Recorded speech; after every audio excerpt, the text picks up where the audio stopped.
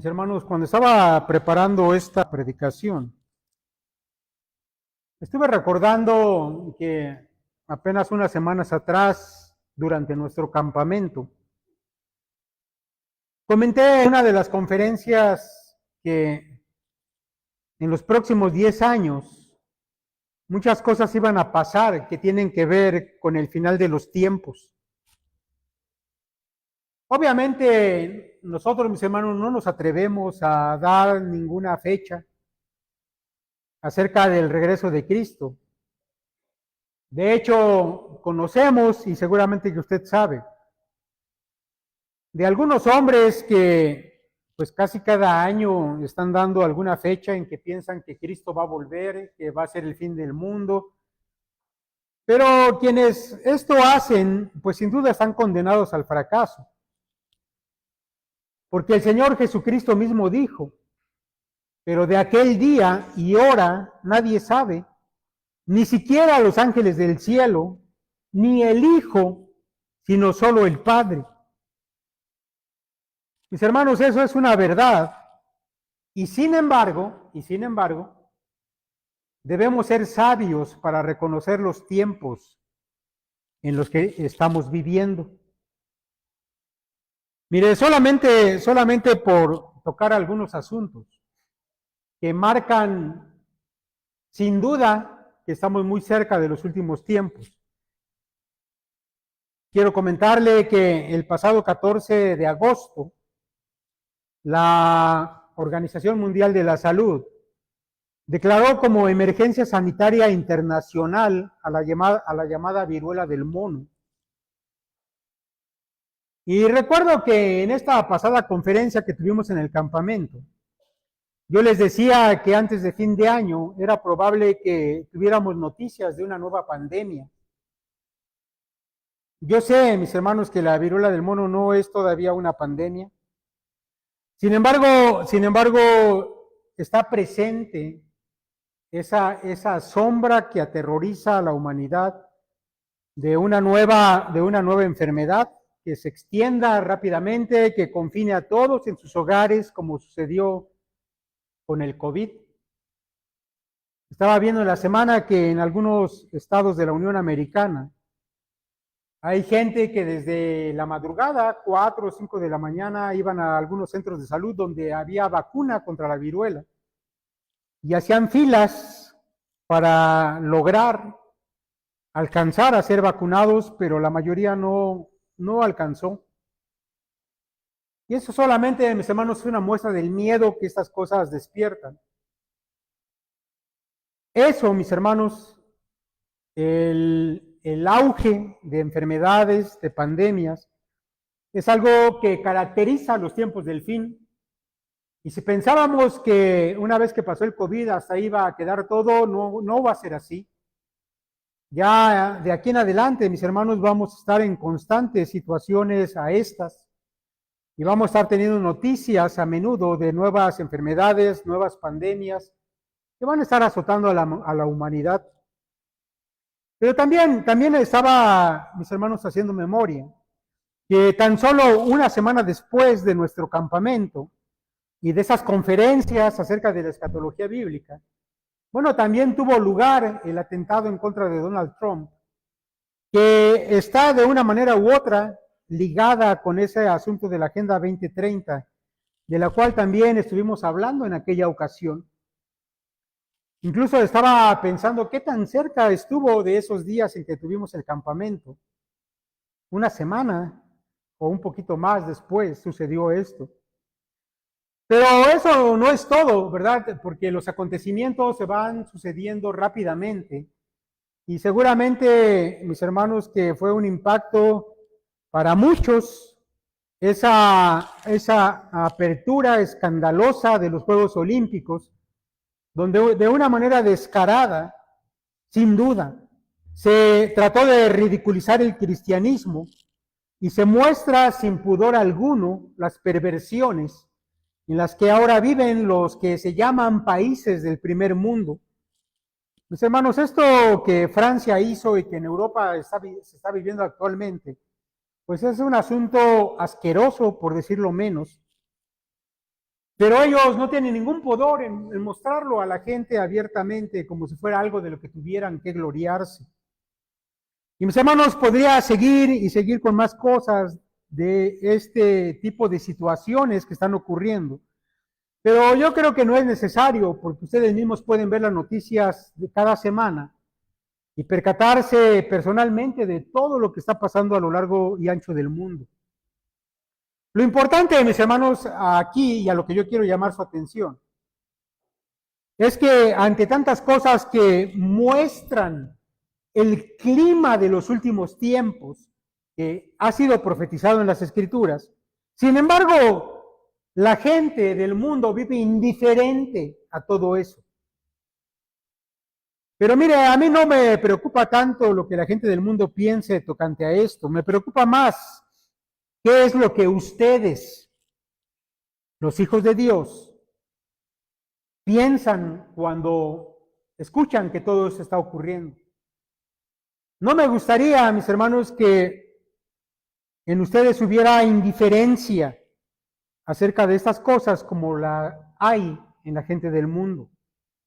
Porque yo debo decirle que la indiferencia ante el regreso de Cristo y ante ese tiempo del fin es también una característica de los últimos tiempos. El Señor Jesucristo mismo dijo allá en Mateo capítulo 24, mas como en los días de Noé, así será la venida del Hijo del Hombre. Porque como en los días antes del diluvio estaban comiendo y bebiendo, casándose y dándose en casamiento, hasta el día en que Noé entró en el arca y no entendieron, hasta que vino el diluvio y se los llevó a todos, así será también la venida del Hijo del Hombre. Mis hermanos, la gente que vivió antes del diluvio vivía en una total indiferencia de lo que se les avecinaba, a pesar de que ya se les había estado anunciando. Pero mira, en este pasaje de Mateo que le acabo de leer, el Señor está hablando de la última generación antes de que Él regrese de manera física a esta tierra. No está hablando aquí del rapto, se lo aclaro. Está hablando de esa generación, la última, que habrá visto cosas asombrosas y terribles, como por ejemplo la abominación desoladora, de la que el Señor Jesucristo en el mismo capítulo 24, solamente unos versos antes de lo que leí, Él había mencionado. Dice en el verso 15, por tanto, cuando ustedes vean la abominación de la desolación, de que se habló por medio del profeta Daniel, colocada en el lugar santo, el que lea, que entienda. Entonces los que estén en Judea, huyan a los montes. El que esté en la azotea, no baje a sacar las cosas de su casa. Y el que esté en el campo, no vuelva atrás a tomar su capa.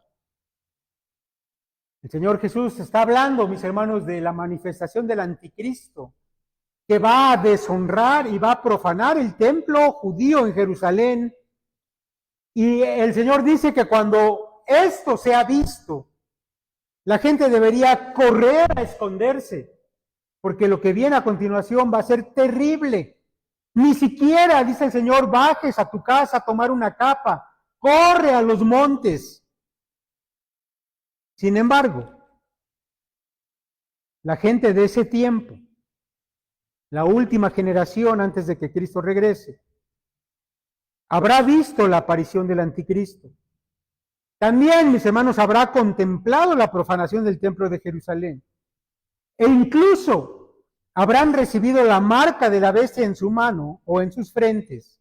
Y sin embargo, para ellos la vida sigue como si nada malo estuviera pasando. Estarán comiendo y bebiendo y continuarán celebrando bodas como si tuvieran todo el tiempo para vivir de una manera normal. Porque el Señor Jesús dice que así como sucedió en los días de Noé, que no se percataron nunca que estaban ya bajo el juicio de Dios y que el tiempo para ellos se había terminado. hasta que se encontraron flotando entre las aguas de ese diluvio que Noé tanto les estuvo hablando. Su indiferencia, mis hermanos, fue una característica de esos tiempos y así lo será antes de que Cristo regrese otra vez. Pero mis hermanos, de lo que yo quiero hablarle hoy a usted es de que nosotros no debemos ser así. Si el mundo es indiferente a las cosas de Dios, incluso cuando el juicio del Señor está ya pronto a derramarse sobre este mundo, para nosotros, la iglesia de Dios, debe ser todo lo contrario a la indiferencia.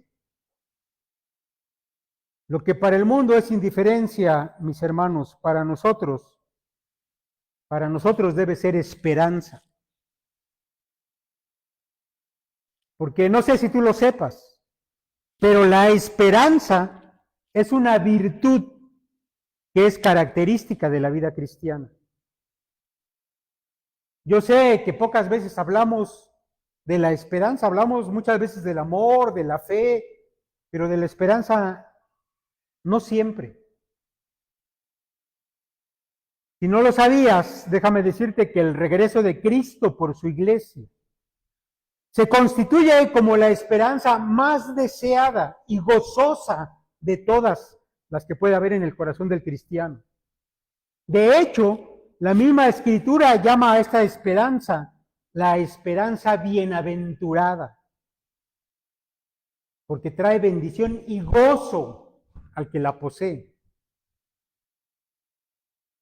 Dice el apóstol Pablo allá en Tito capítulo 2, verso 13, aguardando la esperanza bienaventurada, la manifestación gloriosa de nuestro gran Dios y Salvador Jesucristo.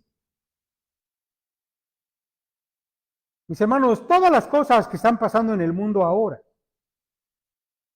simplemente nos recuerdan que el regreso del Señor está más cerca cada día. Yo espero que así sea para ustedes. Y todas estas cosas, lejos de atemorizarnos, deberían reafirmar, confirmar aún más nuestra esperanza gozosa de que el Señor viene. Mira, un escritor dice lo siguiente acerca de la vida cristiana que espera. Me gustó mucho lo que él dice aquí, por eso lo quiero compartir con usted.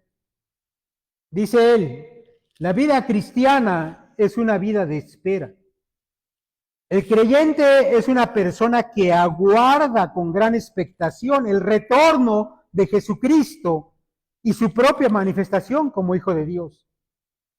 Aunque somos llamados a vivir en el mundo presente, nuestro corazón no pertenece a Él, sino que está puesto en el siglo venidero y en el mundo invisible. Vivimos reconociendo que nuestra ciudadanía está en los cielos, de donde aguardamos ardientemente al Salvador, al Señor Jesús, el Mesías. Y termina aquí esta cita. Pero mire, yo quiero que usted no pierda de vista este pensamiento, que la esperanza del regreso de nuestro Señor pone nuestro corazón en el lugar a donde pertenece, no en este mundo, sino en las moradas celestiales. Aunque vivimos, mis hermanos, en este mundo, no pertenecemos a Él. Nuestro gozo no lo vamos a encontrar aquí. Nosotros, de hecho, no esperamos nada de este mundo. Y si alguno de ustedes está esperando obtener algo de este mundo, déjeme decirle que está engañado, está equivocado. Por el contrario, nosotros anhelamos que nuestro amado Salvador venga, que regrese por nosotros y nos lleve fuera de este mundo, a donde podamos estar para siempre con Él. Pero mire, históricamente, mis hermanos, históricamente siempre ha sido así. Cada generación de creyentes ha amado y ha esperado el regreso de Cristo por su iglesia. Y yo creo, mis hermanos, que nosotros no debemos ser la excepción, si es que de verdad somos hijos de Dios.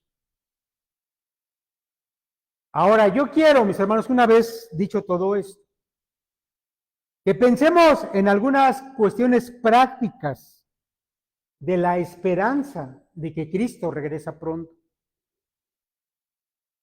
Mire, como ya lo hemos dicho en otras predicaciones, la esperanza es parte de la vida del creyente. Y sin esperanza, y ponga atención en esto, sin esperanza, el cristiano simplemente no podría vivir como su Padre se lo demanda. Y yo quiero decirle por qué, y le voy a dar 3 razones por qué la esperanza nos ayuda a vivir de la manera que Cristo quiere. Número uno, la esperanza del regreso de Cristo nos da gozo en medio de las tribulaciones. Mire, sin la esperanza del regreso del Señor para llevarnos al hogar celestial, mis hermanos, simplemente no podríamos soportar con gozo las aflicciones de este mundo. Y aquí yo quiero recalcar que es con gozo, porque cuando llegan a nuestra vida los tiempos difíciles, cuando llegan las aflicciones, no debemos solamente dejar que nos aplasten de manera pasiva, porque la Escritura no nos dice que un cristiano enfrenta la adversidad de esa manera.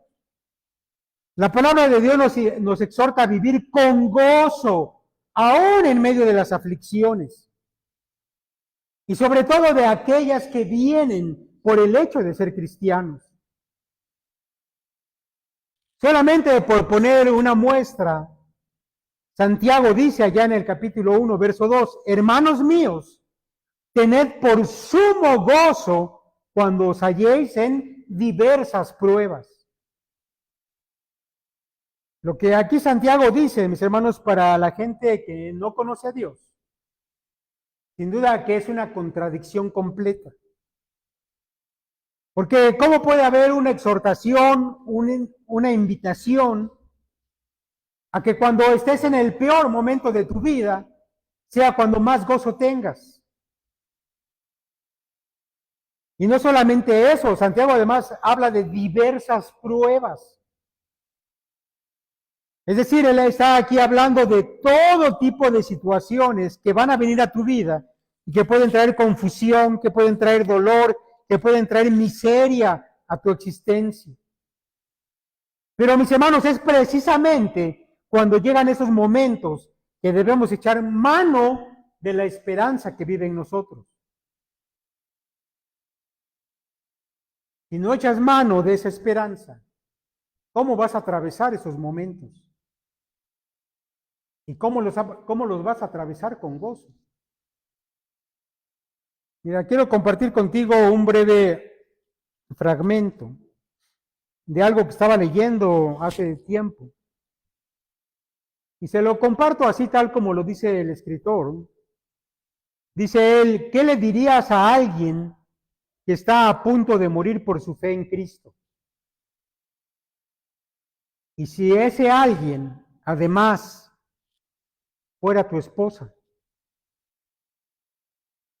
Por todos es bien conocido que el apóstol Pedro fue crucificado en Roma y que al parecer pidió que se le crucificara boca abajo por considerarse indigno de sufrir la misma muerte que el Señor.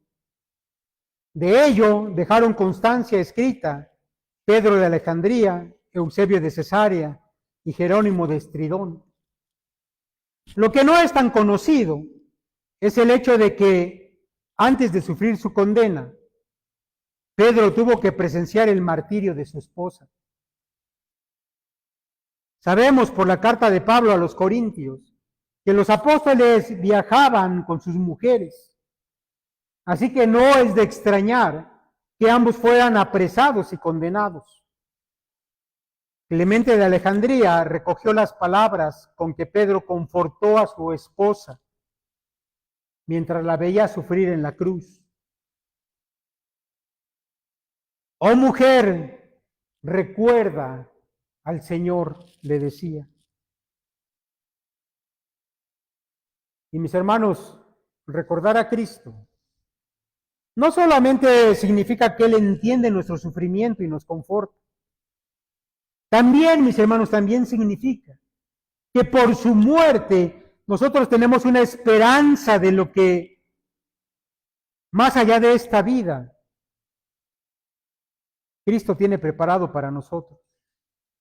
Y eso, mis hermanos, ese pensamiento es lo que trae gozo al corazón de los creyentes, sin importar la circunstancia que estemos atravesando. Porque cualquier sufrimiento aquí, mis hermanos, es temporal. Pero lo que nos espera allá es eterno. Cualquier sufrimiento aquí es pequeño, comparado con lo que el Señor tiene para nosotros en la gloria. Y cuando estás atravesando por lo peor que te ha tocado vivir, no pierdes de vista esa esperanza. Sin duda que va a haber gozo en tu corazón, a pesar de todo. Ahora déjame decirte que ni siquiera la muerte, ya sea la tuya o la de algún ser querido, alguien de tu familia que es creyente, no puede doblegarnos si tenemos esta esperanza de que hoy o de que mañana Cristo vuelve ya por nosotros. De hecho, tú sabes, el mismo apóstol Pablo, en una de sus cartas habla de la desesperanza de los no creyentes cuando la muerte ha tocado la vida de algún ser querido. Y él dice que nosotros no somos así. Nosotros no vivimos en desesperanza. Nosotros no nos sumimos en la tristeza como si no tuviéramos esa esperanza en nuestro corazón. Mira, cuando Pablo habla de esto, cuando Pablo habla acerca de esto, él introduce el pasaje más importante de toda la Escritura, tocante al arrebatamiento de la iglesia. Es decir, a ese momento en que Cristo regresa por nosotros. Yo te voy a pedir que escuches y que disfrutes estas palabras del apóstol Pablo y te lo leo de la nueva traducción viviente. Dice Pablo, y ahora, amados hermanos, queremos que sepan lo que sucederá con los creyentes que han muerto, para que no se entristezcan como los que no tienen esperanza. Pues ya que creemos que Jesús murió y resucitó, también creemos que cuando Jesús vuelva, Dios traerá junto con él a los creyentes que hayan muerto. Les decimos lo siguiente de parte del Señor. Nosotros, los que todavía estemos vivos cuando el Señor regrese, no nos encontraremos con Él antes de los que ya hayan muerto. Pues el Señor mismo descenderá del cielo con un grito de mando, con voz de arcángel y con el llamado de trompeta de Dios. Primero los cristianos que hayan muerto se levantarán de sus tumbas. Luego, junto con ellos, nosotros, los que aún sigamos vivos sobre la tierra, seremos arrebatados en las nubes para encontrarnos con el Señor en el aire. Entonces estaremos con el Señor para siempre. Así que anímense unos a otros con estas palabras. Mis hermanos, por eso, la esperanza acerca del regreso de Cristo y nuestra reunión con Él no es opcional. Es completamente necesaria. Debe ser parte de nuestra vida. Porque nos recuerda siempre a quién pertenecemos y en dónde está nuestra ciudadanía. Y si tú no pierdes de vista eso, no importa los momentos difíciles que vengan. Sin duda que los vas a poder sobrellevar y lo harás con gozo. Porque tú debes saber que el sufrimiento tarde o temprano va a llegar. Pero entonces tienes que echar mano de esta esperanza. Para eso el Señor nos la dio. Debe ser parte de nuestra vida. Cristo viene y pudiera ser hoy o pudiera ser mañana. Y si tú estás pasando por tiempos difíciles, mi hermano, gózate, el Señor está a la puerta. Él viene y viene muy pronto. Número 2, la esperanza del regreso de Cristo nos da ánimo en nuestra lucha contra el pecado. Quiero contarle una leyenda árabe. Mire, se dice que cierto molinero un día fue sorprendido por un camello que metió la cabeza por la puerta de la tienda en que estaba durmiendo. Y el camello le dijo a aquel hombre: mira, afuera hace mucho frío, permíteme meter solo las narices. Entonces el árabe le dio permiso de hacerlo así, pero pronto había metido todo el cuerpo, lo cual no era muy agradable para el molinero, quien comenzó a quejarse diciendo que el cuarto era muy chico para los dos. Pero entonces el camello respondió: mira, si tú estás incómodo, pues salte. Yo por mi parte, pues voy a quedarme aquí donde estoy. Y continúa comentando esta persona que escribió esta leyenda. Dice: hay pecados que a manera de ese camello solo quieren un lugarcito en el corazón humano. Y cuando se les da, se meten y ocupan todo el corazón y después no quieren salir. Y entonces dicen: aquí nos quedamos. Suceda lo que suceda, no vamos a salir para nada. Bueno, mis hermanos, el pecado es así realmente. Mira, toda la vida el pecado va a estar intentando adueñarse de tu voluntad. Va a estar intentando adueñarse de tus actos. Va a intentar adueñarse de tus emociones, porque el pecado es así. De hecho, el mismo apóstol Pablo nos dice allá en el libro de Romanos que aunque siempre nuestro espíritu desea hacer lo bueno, muchas veces terminamos haciendo más bien lo que no queremos, es decir, lo malo, porque el pecado, mis hermanos, es así. La vida del cristiano es una constante lucha contra el pecado. Y mientras vivamos en este mundo, va a ser así. Esto, mis hermanos, por supuesto, trae angustia a nuestro espíritu. Porque en nuestro espíritu, si somos verdaderos hijos de Dios, siempre vamos a estar deseando ser liberados de esa carga de pecado de una vez y para siempre. Ahora yo quiero decirle aquí algo, porque es importante aclarar. Si es verdad, mis hermanos, que el cristiano está en riesgo de deslizarse ocasionalmente a algún pecado, también debemos saber que la reacción de un cristiano de verdad siempre va a ser de dolor, de angustia por haber fallado a su Señor y haber deslizadose al pecado. También es importante que tú sepas que a lo largo de tu vida siempre va a haber esa lucha con el pecado. Porque si no hay una lucha, si para ti pecar no consiste en una lucha, sino que lo haces de buena gana, algo no está bien en tu vida cristiana. Tal vez ni siquiera tengas una vida cristiana. Mis hermanos, por eso me da curiosidad, me gustaría saber a ustedes cuánto les preocupa esto. Ese asunto de tener lucha con el pecado y de que eso nos debería angustiar. Porque de verdad yo espero que a ustedes les preocupe mucho esto. Mira, hace algunos años, ya bastantes por cierto, leí una reflexión de la que nunca me olvidé, está en mi mente, donde el escritor de un pequeño folleto decía lo siguiente. Decía él que si un día un ángel del cielo descendiera y nos dijera a los creyentes que Dios nos va a conceder un deseo, el que sea, el que tú quieras, ¿qué pedirías? Y él dice: sin duda que los hijos de Dios a una sola voz clamarían que quites el pecado de nuestros cuerpos. ¿Usted pediría eso? Yo espero que sea así.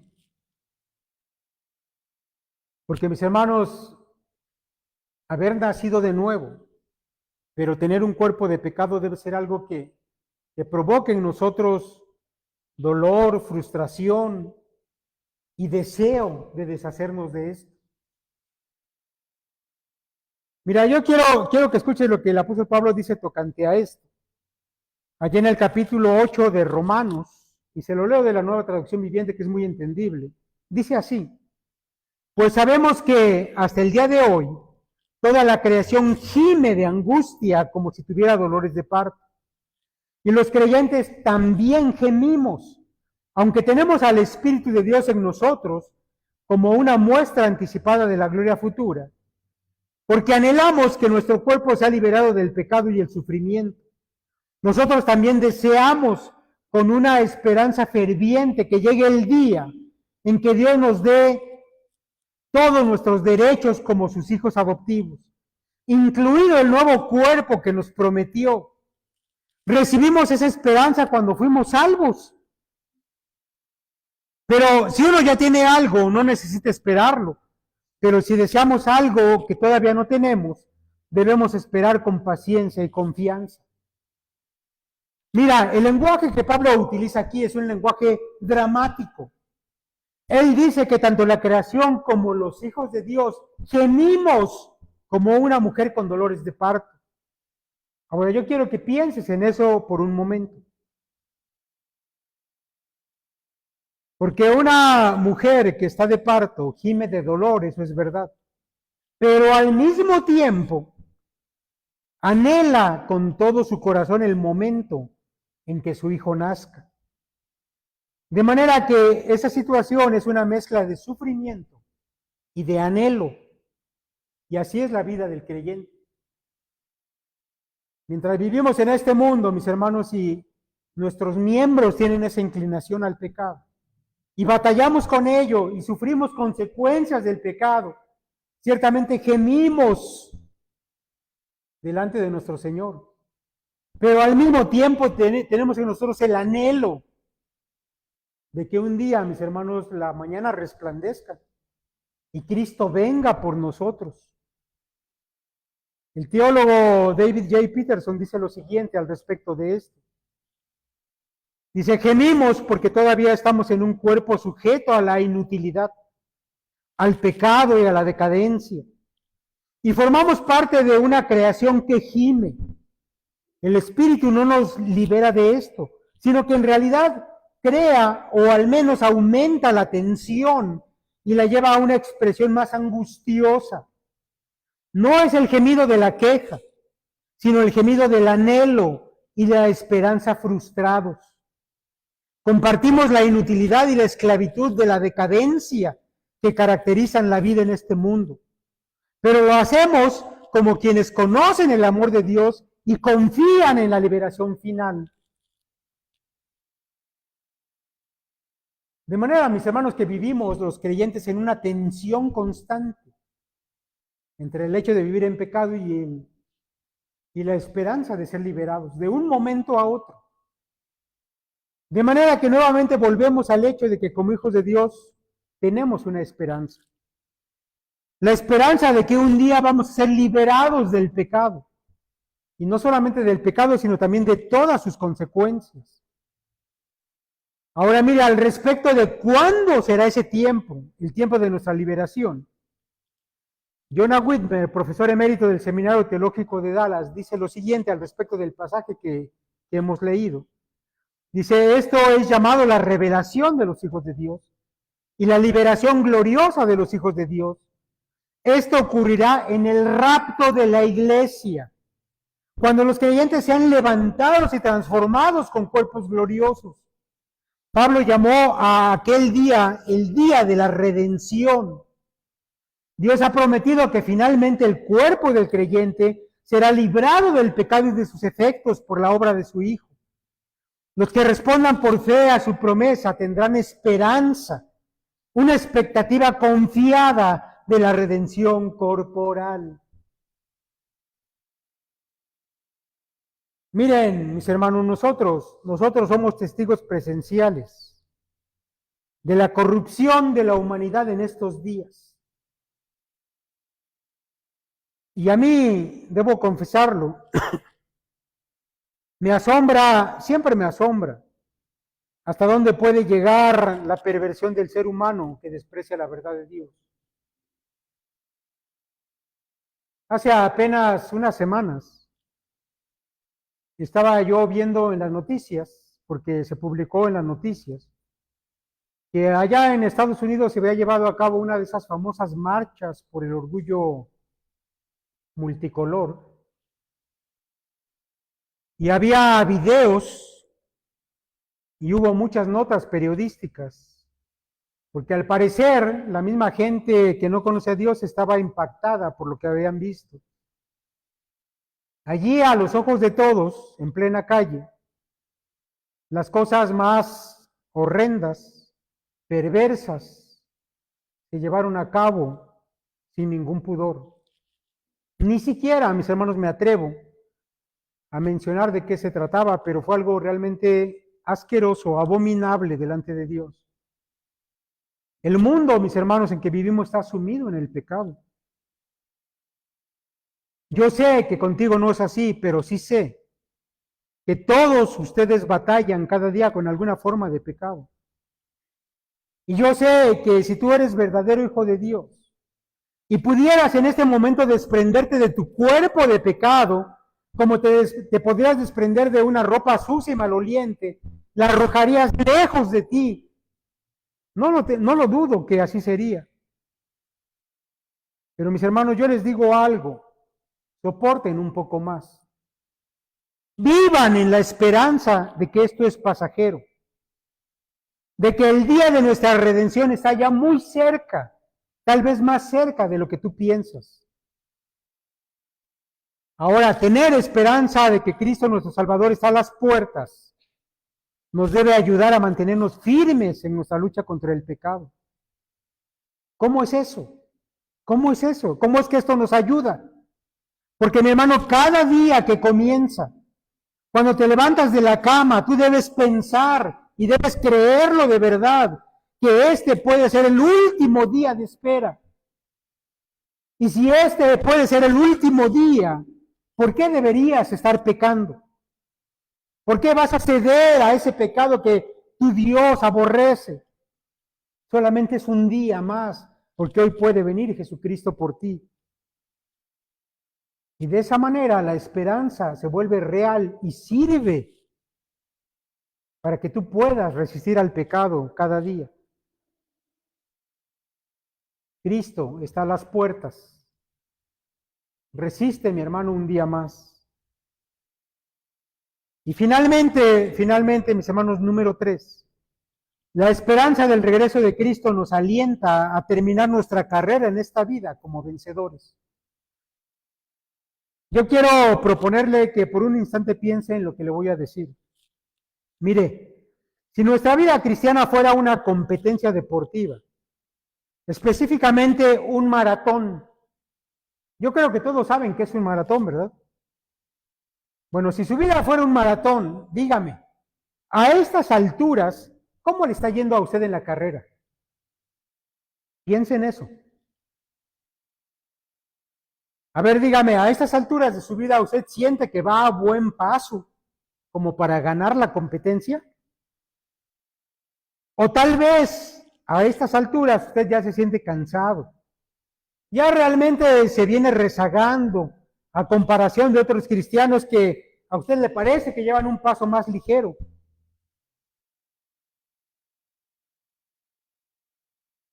Ahora dígame, mi hermano, ¿su vida como hijo de Dios ha sido una vida disciplinada, de entrenamiento para correr este maratón? ¿Usted ha tenido una vida de oración, de vivir la palabra de Dios obedeciendo? ¿Es algo en lo que usted se ha esforzado? Ahora, si esto es así, seguramente usted va a buen paso, cumpliendo con los propósitos de Dios sin desviarse del camino, venciendo al pecado, brincando los obstáculos en esta carrera que es la vida. ¿Eso es así para usted? Bueno, déjeme decirle que si esto no es así para usted, si no le está yendo bien en la carrera, debo decirle que tal vez sea porque usted no está echando mano de la esperanza, que es la que lo va a alentar a correr de la manera correcta. Mire, yo quiero que escuche las palabras del anciano apóstol Pablo al final de su vida. Palabras conmovedoras, pero que también son tan conocidas y cercanas a nuestro corazón. Pero yo quiero que reflexionen algunas cosas tocante a esto. Dice Pablo, porque yo ya estoy para ser sacrificado y el tiempo de mi partida está cercano. He peleado la buena batalla, he acabado la carrera, he guardado la fe. Por lo demás me está guardada la corona de justicia, la cual me dará el Señor, juez justo en aquel día. Y no solo a mí, sino también a todos los que aman su venida. Ahora, dígame si no es verdad, mi hermano, que quisiéramos que estas fueran nuestras palabras al final de nuestros días. ¿No es así? ¿Nunca ha pensado estar ahí en su lecho a punto de expirar y poder decir esto que dijo Pablo? Ahora se lo leo de nuevo en la Nueva Traducción Viviente. Dice así: en cuanto a mí, mi vida ya fue derramada como una ofrenda a Dios. Se acerca el tiempo de mi muerte. He peleado la buena batalla, he terminado la carrera y he permanecido fiel. Ahora me espera el premio, la corona de justicia que el Señor, el juez justo, me dará el día de su regreso. Y el premio no es solo para mí, sino para todos los que esperan con anhelo su venida. Mis hermanos, yo quiero compartir con ustedes dos cosas de estas palabras de Pablo. Lo que pudiéramos llamar la filosofía de Pablo tocante a la vida y a la muerte. Y que para usted como cristiano debería ser algo muy parecido a esto. Mire, primero déjeme hablarle lo que Pablo pensaba tocante a la vida, a su vida. Pablo ve su vida como una ofrenda a Dios. Por eso él habla aquí, cuando está a punto ya de ser sacrificado, él habla de ser derramado. Así dice el texto griego. Ya estoy para ser derramado. Así como lo escuchó de la Nueva Traducción Viviente. ¿Por qué Pablo dice eso? Mis hermanos, porque en las ofrendas del pueblo judío había una ofrenda que se presentaba al final de todas las demás. Después del holocausto, después de la ofrenda vegetal, se presentaba una ofrenda que se rociaba con vino. Era la última. Para Pablo, él había llegado al final y va a ser derramada su vida como la ofrenda que había sido siempre desde que él conoció al Señor. La vida de Pablo no fue una búsqueda de riquezas o de comodidades. Su vida no fue gastada para sí mismo. Para Pablo la vida solamente tenía un sentido: ser grato al Señor que le había rescatado de la muerte. Y si su vida no era para agradecer a su Señor y para darle adoración a su Salvador, entonces para él la vida no tenía ningún sentido. Porque para Pablo los frutos de su salvación solo los podía ofrecer a su Señor. Su nueva vida no era para él mismo, sino para Cristo Jesús, por causa del cual todo para él había venido a ser basura. Yo no sé, mi hermano, si usted recuerda cuando nació de nuevo. No sé si recuerda ese sentido de agradecimiento a Cristo por haberle liberado de la condenación y de la muerte. ¿No se sintió feliz y agradecido con su Señor? Mire, para Pablo, ese fue un día que seguramente nunca olvidó. Por eso, desde que el Señor lo rescató, de ahí en adelante su vida fue una ofrenda de gratitud a Cristo por la obra que había hecho en su vida. Fue una ofrenda de adoración cada día. Ahora, la muerte. La muerte, mis hermanos, para Pablo era el tiempo de la partida. La palabra griega que el apóstol utiliza aquí, cuando dice mi partida ya está aquí, ya está cercana. Esa palabra partida es una palabra que se utilizaba para hablar de el final de una jornada de trabajo. Cuando el granjero por fin quitaba el yugo de los lomos de su buey para dejarlo descansar, porque él partía a su hogar a descansar también. Esta palabra, mis hermanos, no solamente se usaba para esto, también se usaba para hablar de un prisionero que era dejado libre. Por fin iba a dejar esa celda estrecha, incómoda, para salir a la libertad y ver el sol una vez más.